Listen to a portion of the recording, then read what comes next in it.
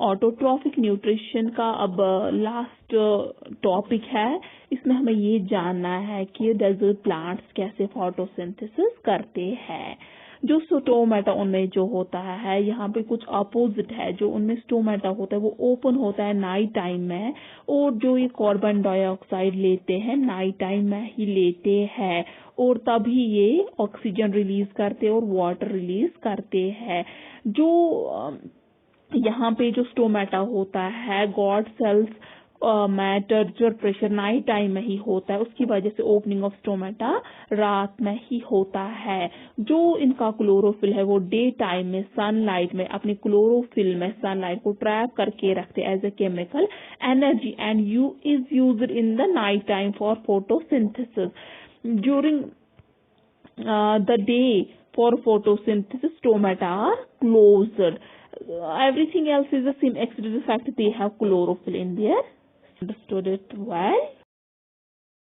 Auto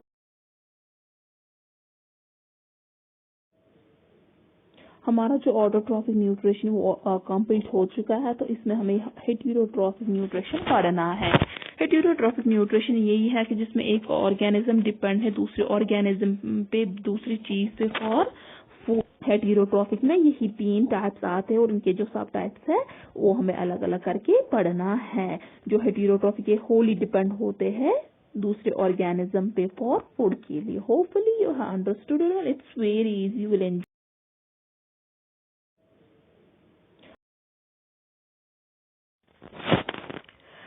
जो हमारा ये वाला टॉपिक है what happens to the food, वो ये जो हम फूड खाते हैं उसको जो ये 5 सेगमेंट ये बहुत ही ज्यादा इम्पोर्टेंट है। पहला सेगमेंट है इंजेशन, दूसरा सेगमेंट है डाइजेशन, थर्ड सेगमेंट है एब्जॉर्प्शन, फोर्थ सेगमेंट है एसिमिलेशन, और फिफ्थ वाला जो है वो है इजेशन। जो हमारे डाइजेशन, इंजेशन, ये सारे ही स्टेप्स बहुत ही इम्पोर्टेंट होते हैं। तो हमें इससे पता चलेगा जो हम फूड खाते हैं उसको होता क्या है भाई। पहला ही जो है वो इंजेशन है जिसमें हम फूड लेते हैं। उसके बाद जो आ जाता है डाइजेशन। डाइजेशन होता है जो भी हमने खाना खाया हो तो उसको ब्रेक डाउन होना, जो बिगर कंपोनेंट्स होते हैं उसको स्मॉलर कंपोनेंट्स में कन्वर्ट करता है या कॉम्प्लेक्स इनटू सिंपल। उसके बाद क्या होता है वो जो होता है वो एब्सॉर्ब होता है हमारे ब्लड स्ट्रीम में।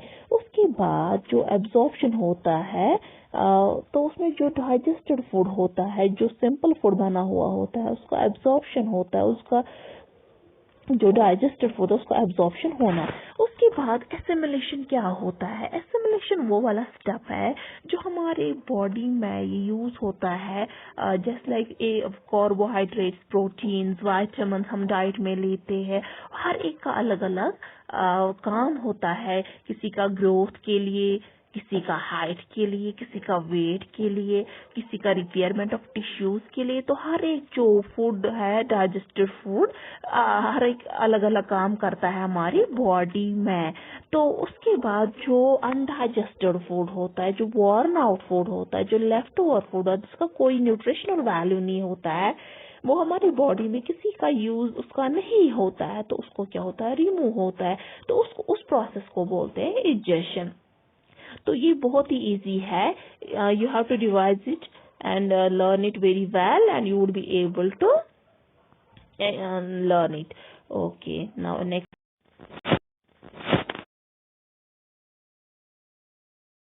इसमें हमें पढ़ना है न्यूट्रिशन अमीबा। अमीबा कैसा न्यूट्रिशन यूज करता है और क्या स्टेप्स उसको होता है। जो अमीबा है ये यूनिसेल्युलर माइक्रो ऑर्गेनिज्म है। जो अमीबा है इसके अंदर भी क्या होता है, न्यूक्लियस होता है। ये एक सिंगल सेल का बना हुआ माइक्रो ऑर्गेनिज्म होता है। तो इसमें भी जो ये 5 सेगमेंट है ये इम्पोर्टेंट है, ingestion, digestion, absorption, assimilation and ingestion. Here is the pictorial representation. You would be able to see it clearly.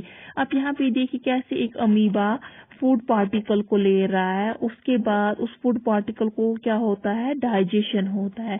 Digestion के बाद क्या होता है, ये उस फूड पार्टिकल को क्या करता है, एब्जॉर्ब करता है। उसके बाद ये अंदर क्या बनाता है, फूड वैक्यूल्स, नए नए फूड वैक्यूल्स बनाता है। जो पुराने फूड वैक्यूल्स है उसको क्या करता है, इजेक्शन करता है। उसका ऐसा ये साइकिल है, साइक्लिक पाथवे है किसका, न्यूट्रिशन कैसे अमीबा में यूज होता है और कैसे इसमें इजेक्शन होता है, कैसे फूड वैक्यूल्स बनाता है। जो अमीबा है ये एक यूनिसेल्युलर माइक्रो ऑर्गेनिज्म है। Thank you.